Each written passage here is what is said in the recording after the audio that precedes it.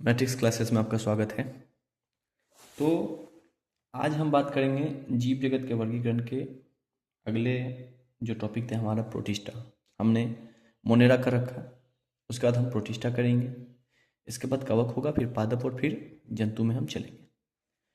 तो प्रोटिस्टा ये मोनेरा से थोड़ा विकसित होगा, देखते हैं। तो सबसे पहला पॉइंट ये क्या हो जाएगा, विकसित होने का कहने का मतलब इन द सेंस क्या है कि ये प्रोकैरियोटिक वो था मोनेरा, ये यूकैरियोटिक हो जाएगा। तो इसको बोलेंगे एक कोशिकीय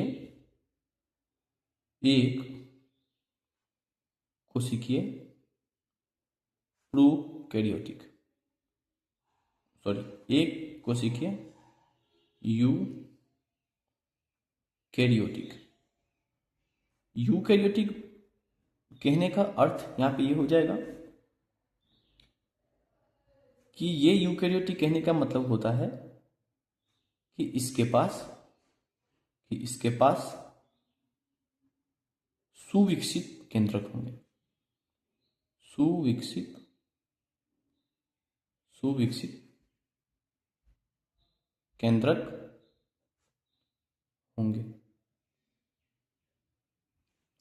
केंद्रक होंगे और इसमें कोशिकांग भी पाए जाएंगे। इसमें कोशिकांग भी संगठित होंगे, जो आपको मोनेरा में देखने को नहीं मिलता था, संगठित होंगे। चूंकि प्रोटिस्टा मोनेरा से विकसित है, तो जिस तरीके से मोनेरा में लगभग जितने भी जीव आते थे वो सभी जीवाणु थे, इसमें एग्जाम्पल के तौर पे आप लगभग में बोल सकते हैं कि शैवाल आएंगे। कौन आएंगे? शैवाल। अब इस जगत का ये जो प्रोटिस्टा वर्ग है, इसमें और आपको देखने को क्या मिलेगा, तो यह पादप का भी गुण देखने को मिलेगा, इसमें आपको जंतु का भी देखने को गुण मिलेगा और कवक का भी देखने का गुण मिलेगा। तो कुल मिलाकर हम ये बोल सकते हैं कि यह पादप, जंतु, कवक तीनों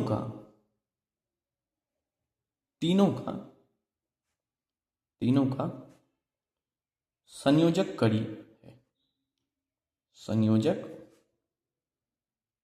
कड़ी माना जा सकता है, माना जाता है।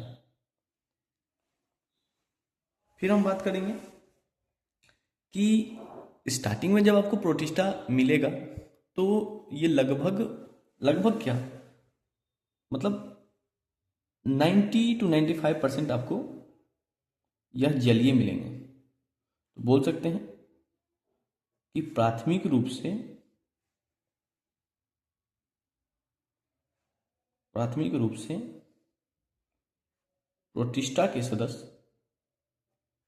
प्रोटिस्टा वर्ग के सदस्य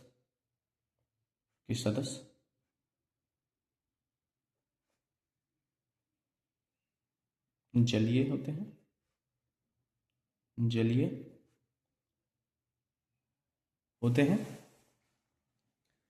फिर हम पहले बता चुके हैं कि चूंकि ये यूकैरियोटिक है तो इसके पास सुविकसित केंद्रक होंगे और इसमें कोशिकांग भी आपको देखने को मिलेंगे।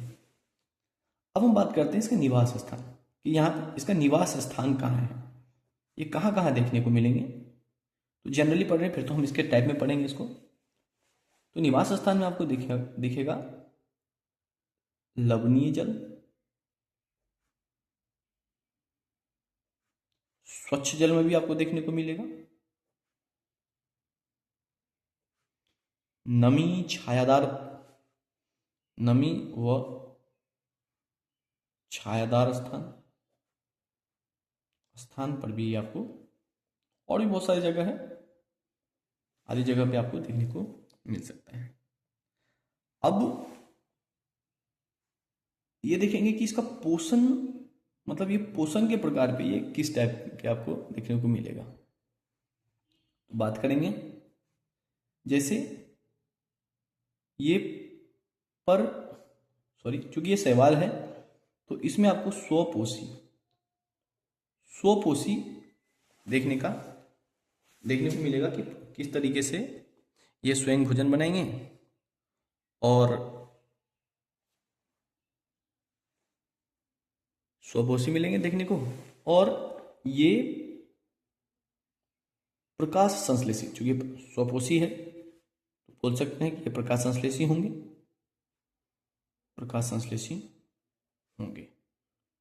अधिकतर, अधिकांशतः। अब हम इसके प्रकार को देखेंगे कि ये कितने प्रकार के हैं सर। तो सबसे पहला नाम आएगा क्राइसोफाइट। इसको हम डिटेल में देखेंगे। दूसरा आएगा डाइनोफ्लेजिलेट।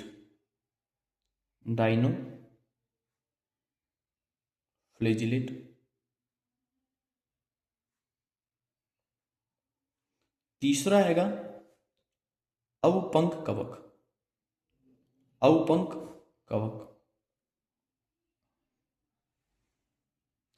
माफ कीजिएगा, एक और नाम आएगा अब, यूग्लिना।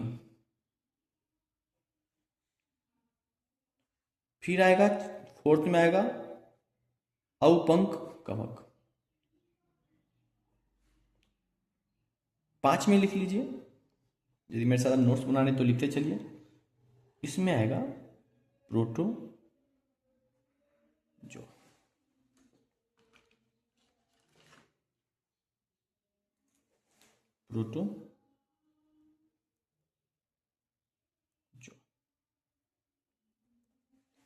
ऊपर के जो 3 नाम हैं ये होते हैं प्रकाश संश्लेषी। मैंने कहा था कि अधिकांशतः प्रकाश संश्लेषी होते हैं। अवपंक कवक जो है इनका काम है सराना, गलाना, ये कह सकते हैं। इसीलिए इसको हम अपघटक बोल सकते हैं कि ये अपघटक का काम करेंगे। और जो प्रोटोजोआ है ये विषम पोषी का कार्य करेंगे। तो देखिए, जिस तरीके से मैंने कहा कि ये पादप, कवक व जंतु तीनों का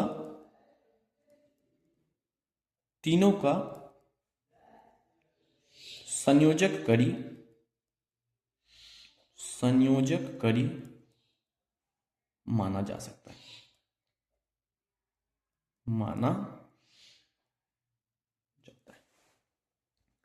तो हम एक एक करके बात करेंगे। क्राइसोफाइट बहुत ही इंपॉर्टेंट, जो भी हम पढ़ रहे हैं बहुत ही ज्यादा इंपॉर्टेंट चीज है, आने वाले एग्जाम में देखने को मिलेगा। क्राइसोफाइट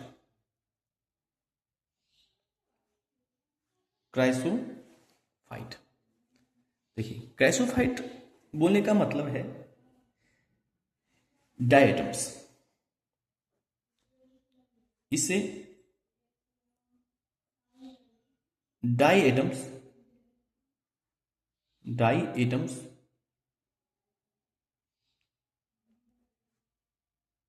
या डेस्मिड भी कहते हैं। डेस्मिड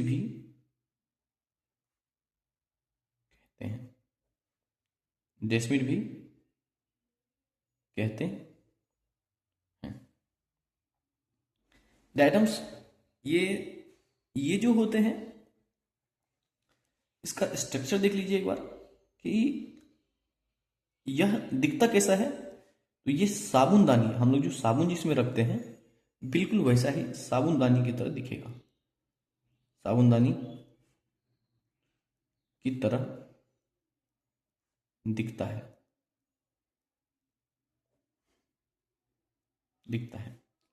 कुछ इस तरीके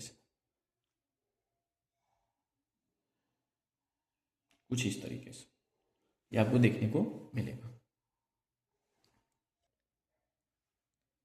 ये साबुनदानी की तरह दिखता है और हम बोल सकते हैं कि जो इसकी जो कोशिका भित्ति है, ये जो आपको दिख रहा है, इसकी कोशिका भित्ति जो साबुनदानी की तरह है, कोशिका भित्ति सिलिका की बनी होती है। किसकी बनी होती है? सिलिका की बनी होती है। क्योंकि सिलिका के बनने के कारण, सिलिका के होने के कारण यह जल्दी नष्ट नहीं हो सकता। सिलिका के कोशिका भित्ति होने से, कोशिका भित्ति होने से, सिलिका के कोशिका भित्ति होने से यह नष्ट नहीं होते, नष्ट नहीं होते हैं। तो जब ये मृत हो जाते हैं, मृत होने के बाद ये समुद्र के नीचे बैठ जाते हैं। जब इसके अंदर के जीव, जो कोशिका भित्ति के अंदर जितने भी कोशिका हैं, वो यदि डेड हो जाता है तो ये सीधा नीचे आके बैठ जाएगा। तो इससे बोल सकते हैं कि जब यह अपने अपने मृत स्थिति में आता है तो इससे एक मिट्टी बनता है जिसे डायटमी मृदा कहते हैं, और समुद्र के तलछटी पे वो जमा हो जाता है। तो ये लिख देता हूं कि यह मृत होने के बाद, मृत होने के बाद डाई एटम्स, या इसको डायटमी मृदा के रूप में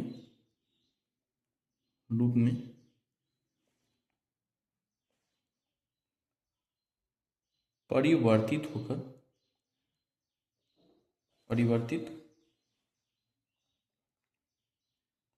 होकर समुद्र के नीचे बैठ जाता है। समुद्र के नीचे तलछटी पर जमा हो जाता है, तलछटी पर जमा हो जाता है। नोट्स लिखते चलिए, ये सारे पॉइंट जो है बहुत ही इंपॉर्टेंट होते हैं। समुद्र के नीचे तलछटी पर जमा हो जाते हैं। अब इसका निवास स्थान देखते हैं। हमने जनरली पहले भी पढ़ रखा है, मगर इसको अलग से देखेंगे। निवास स्थान जो है वो समुद्र में भी आपको दिखेंगे, समुद्र में भी, और स्वच्छ जल में भी, स्वच्छ जल में भी रहते हैं।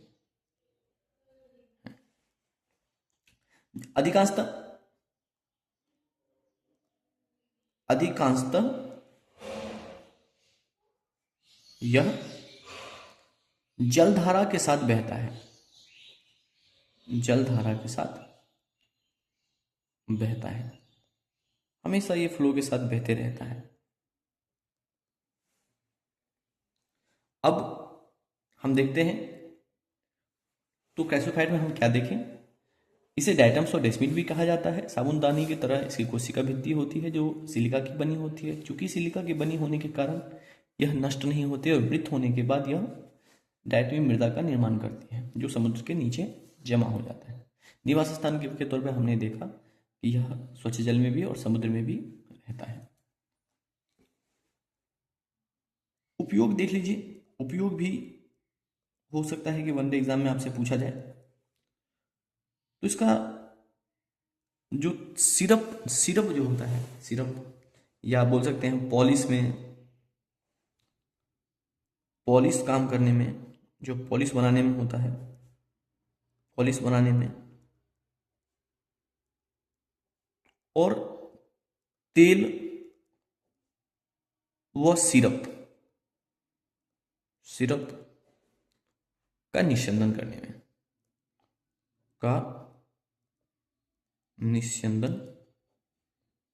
करने में, इसका प्रयोग होता है, करने में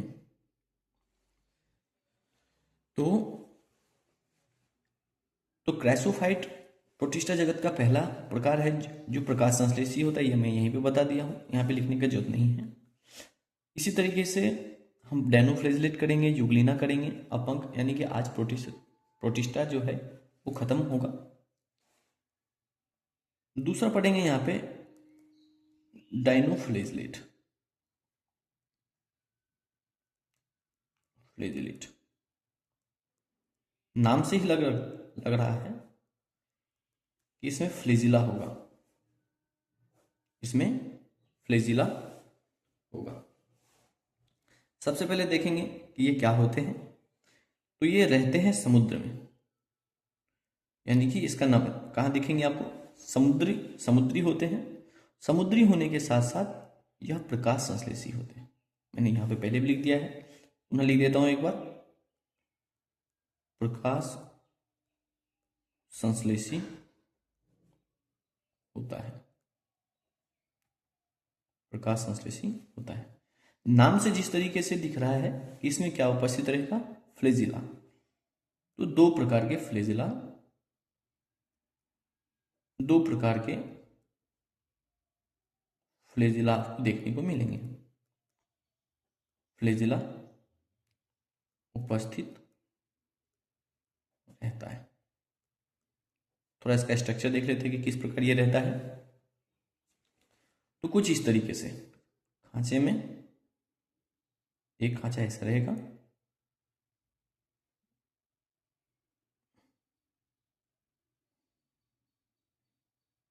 कुछ इस तरीके से, ये सब एक है। तो एक दो प्रकार के फ्लेजिला में एक प्रकार जो है कुछ इस तरीके से दिखेगा, अनुप्रस्थ रूप में रहेगा, और जो दूसरा है वो ऊर्ध्वाधर रूप में रहेगा। ऊर्ध्वाधर यानी कि वर्टिकल में, एक हॉरिजॉन्टली देखने को मिलेगा और एक वर्टिकली देखने को मिल सकता है। अब इसकी कोशिका भित्ति किसकी बनी होती है, जिस तरीके से हमने पढ़ा क्रेसोफाइट की कोशिका भित्ति सिलिका की बनी होती है, उसी तरीके से डायनोफ्लेजिलेट की कोशिका भित्ति सेलुलोज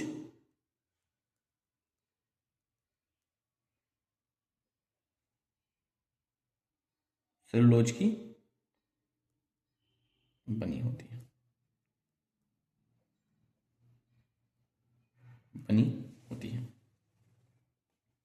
इसमें एक बहुत ही बेहतरीन एग्जाम्पल है जिसे बोलते हैं हम लाल डायनोफ्लेजिलेट।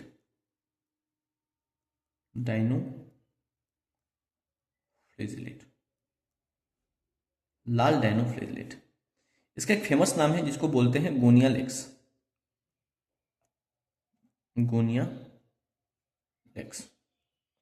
इसमें क्या होता है, यदि कभी आपसे पूछा जाएगा कि समुद्र की लहरें लाल क्यों दिखती है, समुद्र की लहरें कभी कभी आपको लाल दिखती है,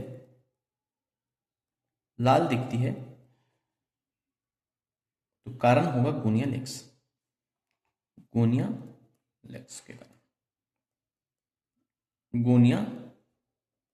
के कारण। अब इसके कारण क्यों लाल क्यों दिखते हैं, तो इसके अंदर जो पदार्थ निकलता है वो दीप्त होता है। दीप्त उसको बोलते हैं जिसका अपना प्रकाश हो। यह प्रकाश चैप्टर जो 10th में होंगे, साइंस में भी हम लोग पढ़ेंगे प्रकाश चैप्टर में। तो दीप्त और अदीप्त का मतलब होता है कि दीप्त उसे कहते हैं इसका स्वयं का प्रकाश हो। तो इससे निकलने वाले जो कणिकाएं हैं, इससे निकलने वाली जो कणिकाएं होती हैं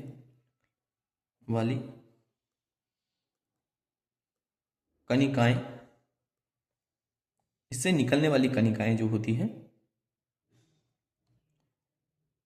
वो प्रकाश उत्पन्न करती है,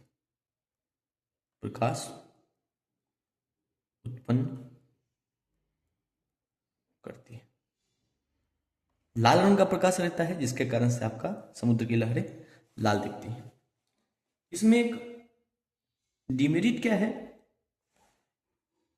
तो इससे एक और पदार्थ निकलता है साइटोप्लाज्मा टाइप का। ये जो कणिकाएं होती हैं, साइटोप्लाज्मा पदार्थ भी निकलता है। पदार्थ होने के कारण ये जो कणिकाएं हैं, ये साइटोप्लाज्मा टाइप का होता है। इसके होने के कारण ये जहरीला हो जाता है, जिससे समुद्री मछलियां मर जाती हैं। होने के कारण यह जहरीला होता है, जहरीला होता है, जिससे समुद्री मछलियां या जो समुद्री जीव होते हैं जो इसे सहन नहीं कर पाते, समुद्री मछलियां मर जाती हैं। बहुत ही इंपॉर्टेंट एग्जाम्पल है गोनिया लेक्स, याद रखिएगा। अब हम पढ़ेंगे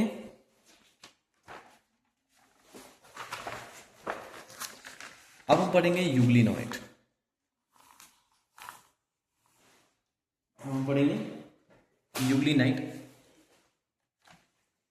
देखिए, जिस तरीके से आप बायो को देखेंगे, बायो में टॉपिक बाय टॉपिक हम लोग उस तरीके से पढ़ेंगे जिस तरीके से ये लोग विकसित हुए हैं।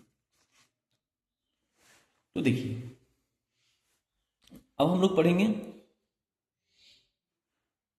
चाहते हैं, अब हम पढ़ेंगे यूग्लिनॉइड या यूग्लिना।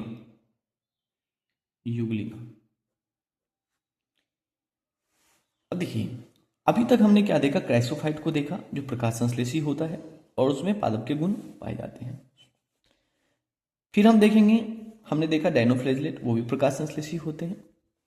यूग्लिना भी प्रकाश संश्लेषी होता है, किंतु ये इसमें पादप गुण होने के साथ साथ जंतु के भी गुण पाए जाते हैं। तो सबसे मोस्ट इंपोर्टेंट पॉइंट लिख लीजिए कि यह जंतु एवं पादप के बीच का संयोजक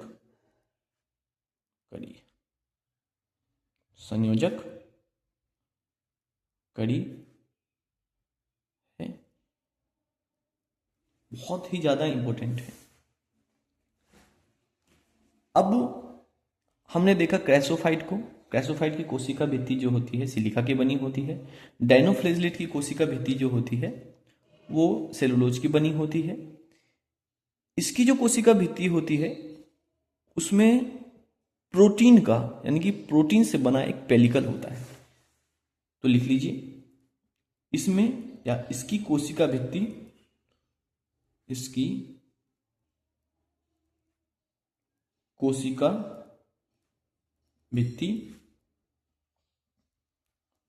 प्रोटीन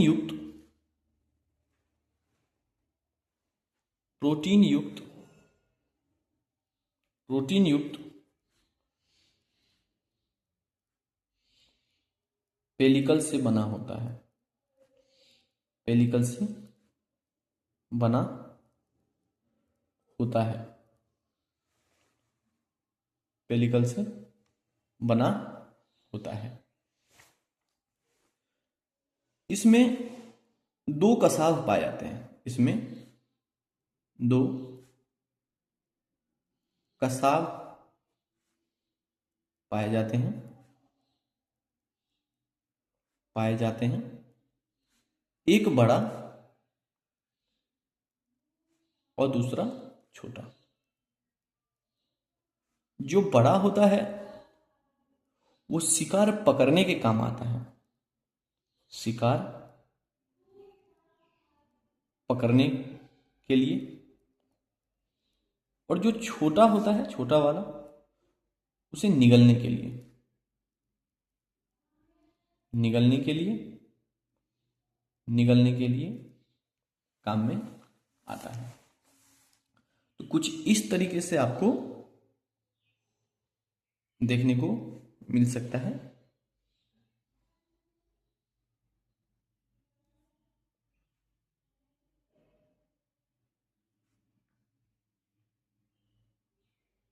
इस करके लिखा हुआ है, ये काफी लंबा होता है।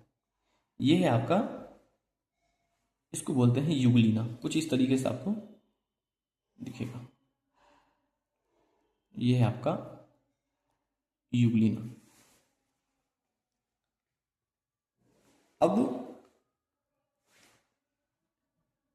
इसमें आपको इसमें सबसे ज्यादा इंपॉर्टेंट क्या है कि यह जंतु और पादप के बीच का संयोजक कड़ी माना जाता है। और उसकी कोशिका भित्ति जो होती है पोलिकल से बनी होती है। दो प्रकार के कसा पाए जाते हैं, एक बड़ा एक छोटा। और सबसे बेहतरीन एग्जाम्पल यही है युगलिना ही। नाम भी इसका, एग्जाम्पल का नाम भी युगलिना है। अब हम लोग पढ़ेंगे, ये तीसरा था, अब हम पढ़ेंगे 4 नंबर का अवपंक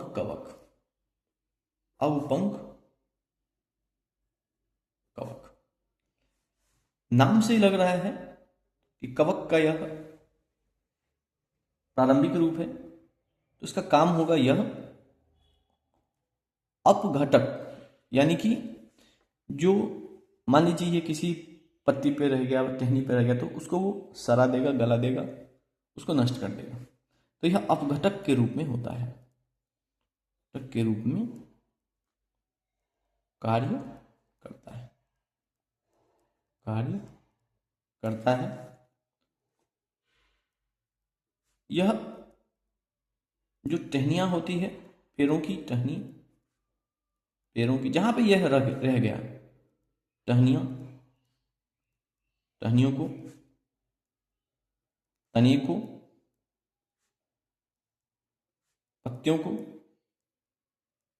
पत्तियों को खा जाता है,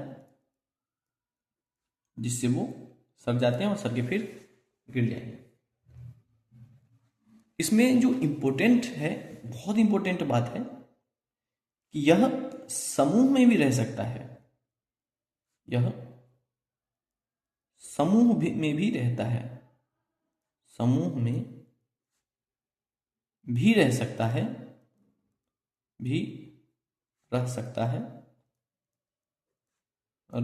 है, जब जो इसके लिए जो अवस्था है वो इसके अनुकूल हो। जब ये अनुकूल अवस्था में हो, जब अवस्था क्या हो, अनुकूल हो, अनुकूल अवस्था में हो। तो यदि ये समूह में रहता है, किसी ग्रुप में रहता है, तो उस अवस्था को बोलते हैं प्लाज्मोडियम।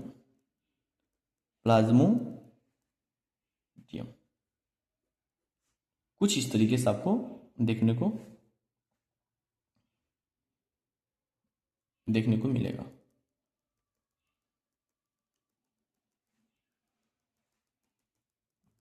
इस तरीके से देख लीजिए, ये है अवपंक कवक।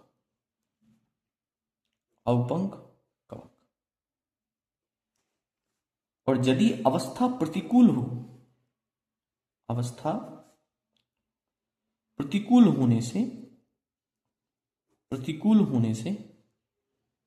होने से यह बिखर जाता है।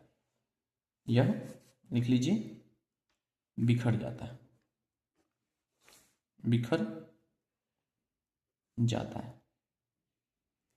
यह बिखर जाता है। उदाहरण के तौर पे इसका सबसे बेहतरीन एग्जाम्पल है फाइसेलम। नाम याद रखिए, फाइसेलम।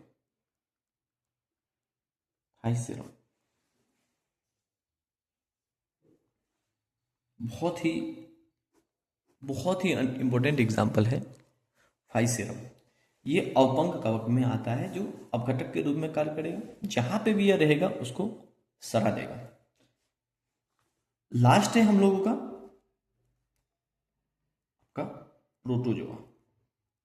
प्रोटोजोआ तो एक तरीके से हम बोल सकते हैं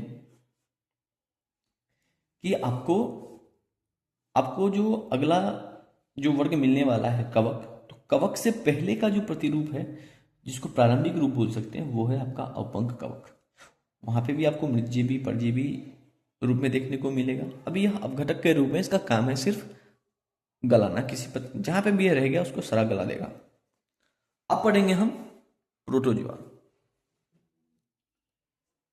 तो ये परजीवी के रूप में यह रहता है, परजीवी के रूप में यह रहता है, परजीवी के रूप में रहता है, रूप में रहता है। देखिए पहले कुछ चीजों को आप समझ लीजिए, यहां पे मैं टेबल में समझा देता हूं। एक होता है परजीवी, एक होता है मृतजीवी। दोनों में क्या अंतर है? परजीवी में और मृतजीवी में क्या अंतर है, इसको आप देखिए।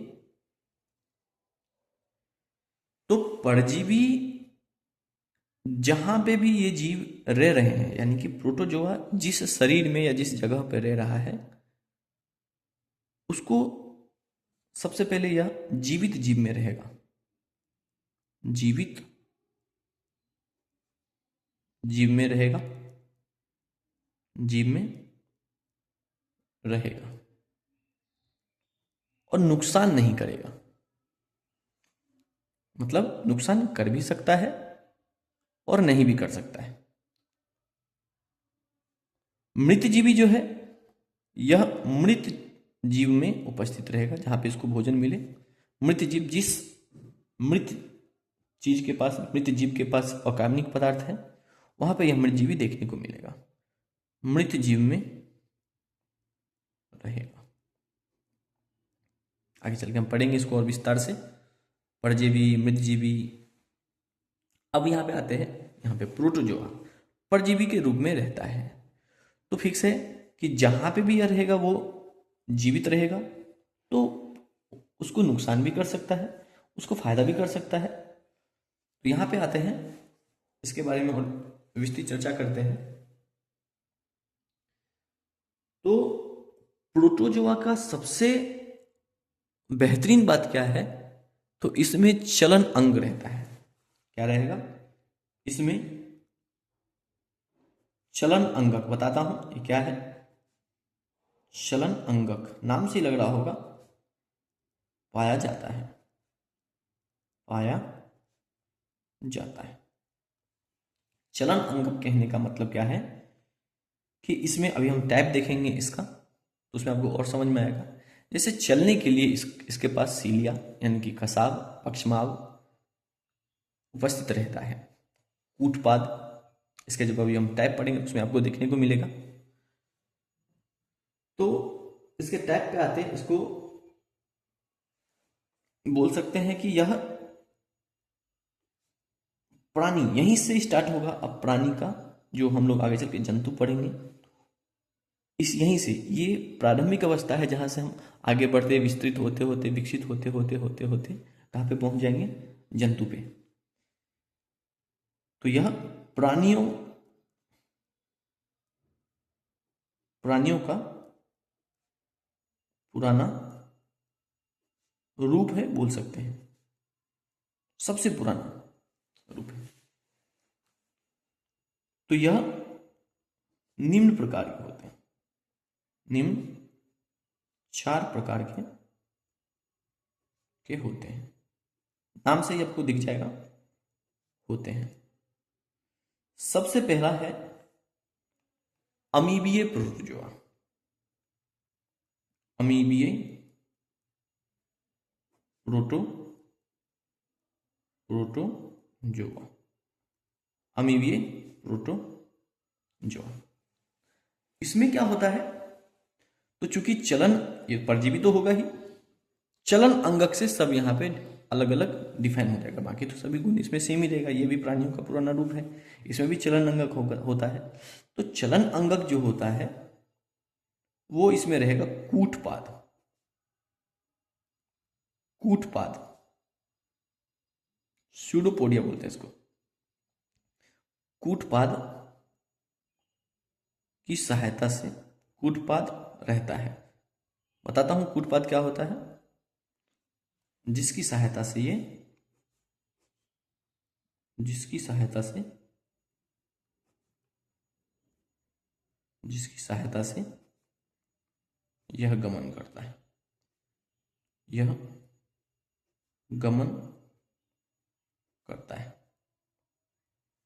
तो कुछ इस तरीके से आपको देखने को मिलेगा। कुछ बना दीजिए ऐसे, यह आपका केंद्रक होगा। और भी बहुत सारे अंग रहेंगे जब हम कोशिका पढ़ेंगे डिटेल में। तो ये जो है आपको लगेगा कि ये इसका पैर है, मगर ये पैर नहीं होता। तो चूंकि ये हम लोग को आभास होता है तो इसीलिए इसको बोलते हैं कूटपाद, स्यूडो। मतलब सच नहीं है पर आपको लगता है कि ये है, इसीलिए इसको बोलते हैं कूटपाद।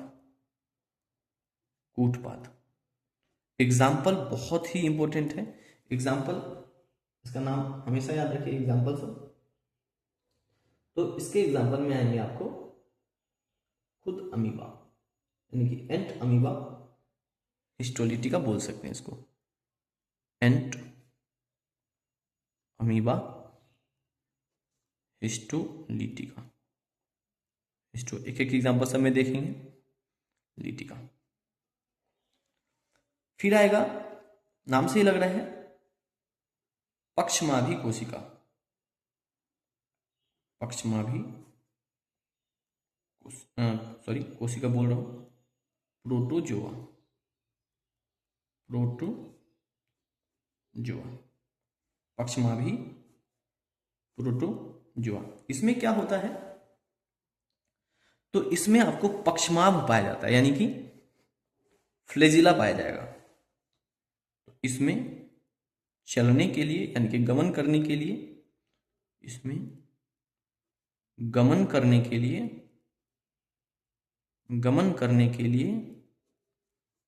फ्लेजिला उपस्थित होता है। फ्लेजिला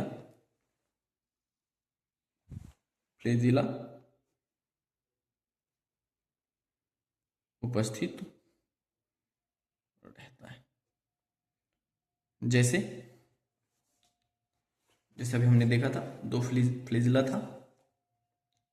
तो एक एग्जांपल ले लेते हैं, मान लीजिए ऐसे ही कुछ ले लीजिए। ये तो वैसे यूग्लिना का बन गया, पर कोई हम ले लेते हैं दूसरा सा एग्जांपल। एक ये हो गया और ये एक हो गया। इसमें जो एग्जांपल है वो याद रखिए,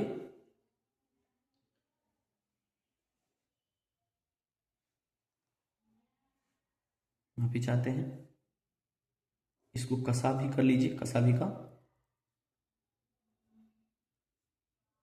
का प्रोटोजा। इसको बोलते हैं सीलिया। फ्लेजिला की जगह पे सीलिया कर लीजिए, सीलिया उपस्थित रहता है। कुछ इस तरीके से आपको देखने को मिलेंगे। तो इसका जो बहुत फेमस नाम है कसावी प्रोटोजोआ का, वो है ट्रिपेनोसोमा। ट्रिपेनोसोमा। ये आपको देखेगा निद्रा रोग इसी के कारण होता है। निद्रा रोग का कारण क्या है, वो कसावी का प्रोटोजोआ है, जो है आपका ट्रिपेनोसोमा का कारण। ट्रिपेनोसोमा क्या है, ये कारण है। मगर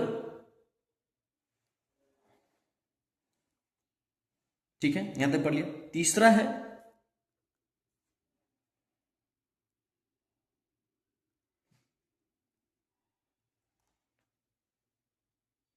पक्षमाभी कोशिका, प्रोटोजोआ।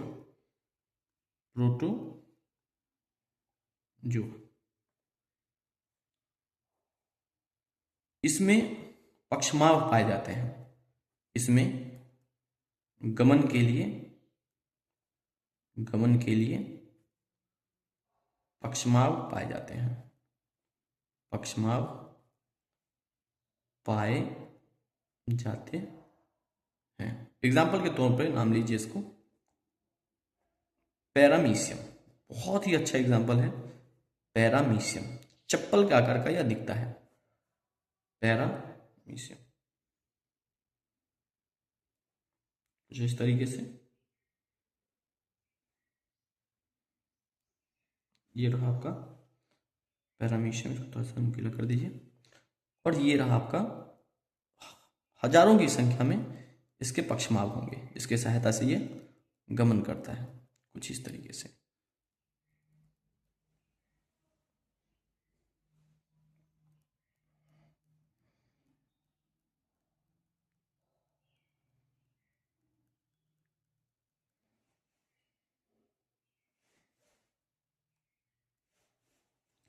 लास्ट है स्पोरोचुआ।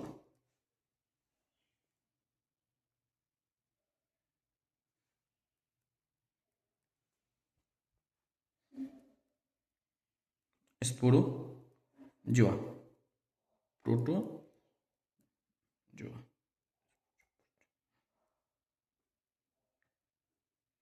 इसमें एग्जाम्पल के तौर पे एक ही नाम लेंगे। इसमें क्या होता है, चलन अंग नहीं होते, चलने के लिए कोई अंग नहीं रहता। चलन अंग बहुत इंपॉर्टेंट नाम है, अनुपस्थित। चलन अंग जो है अनुपस्थित होता है। एग्जाम्पल के तौर पे इसको लिख लीजिए, प्लाज्मोडियम,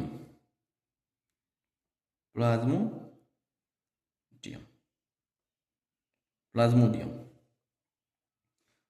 इसको बोलते हैं मलेरिया परजीवी, मलेरिया परजीवी। मलेरिया रोग का कारण क्या होता है, प्लाज्मोडियम। याद रखिए यह प्रोटोजोआ है। यहाँ पे जो हमने देखा ये अवस्था है, वो अवस्था जब अनुकूल होने के कारण यह ग्रुप में रहता है, समूह में रहता है, इसको बोलते हैं प्लाज्मोडियम। अब कुछ एक्स्ट्रा फैक्ट है जो आपको महत्वपूर्ण बिंदु में इसको हम शामिल करेंगे।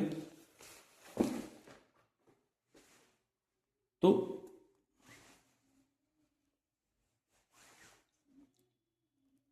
कुछ महत्वपूर्ण बिंदु है, इसको ध्यान में रखिए।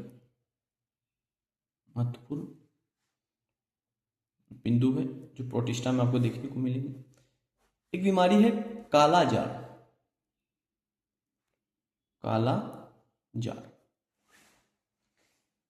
इसको क्या बोलते हैं, इसको ड्रम बुखार भी कहते हैं, ड्रम बुखार भी कहते हैं, बुखार भी कहते हैं। यदि आपसे पूछा कि काला जार जो है इसके कारण होता है, तो काला जार का जो कारण है वो है लिस्मेनिया, लिस्मेनिया डोनावानी। लिस्मेनिया थोड़ा सा नाम में इधर उधर हो सकता है, लिस्मेनिया डोनावानी ये होता है। तो ये तो हो गया कारण। एक होता है वाहक, यानी कि जिसको लेके, यानी कि लिस्मेनिया डोनावानी को लेके जो चीज एक जगह से दूसरी जगह जाता है, जिसके कारण जब बीमारी फैलती है, उसको बोलते हैं वाहक। तो वाहक होता है इसका सेंड फ्लाई मच्छर, सेंड फ्लाई मच्छर, यानी कि सेंड फ्लाई। ठीक है। अब इसमें जो एक और बहुत इंपॉर्टेंट पॉइंट है वो याद रखिए कि जो चेगास बीमारी है, चेगास बीमारी, उसको बोलते हैं ट्रिपेनोसोमा को, ट्रिपेनोसोमा, जिसे निद्रा बीमारी कहते हैं, जिसे निद्रा बीमारी का कारण है, निद्रा बीमारी का कारण है ट्रिपेनोसोमा। इसे चेगास बीमारी भी कहते हैं, चेगास बीमारी भी कहते हैं। और एक और भी मोस्ट इंपोर्टेंट पॉइंट है आज की क्लास का, ये लास्ट पॉइंट है कि जो पैरामीशियम है, पैरामीशियम जो है अमीबा का भोजन के रूप होता, मतलब अमीबा इसे खा जाता है, यानी कि अमीबा का भोजन है पैरामीशियम, अमीबा का भोजन है पैरामीशियम। तो आज के लिए इतना ही, आपका प्रोटिस्टा यहाँ पे खत्म होता है। और जितने भी मुझे जानने वाले हैं उन्हें नया साल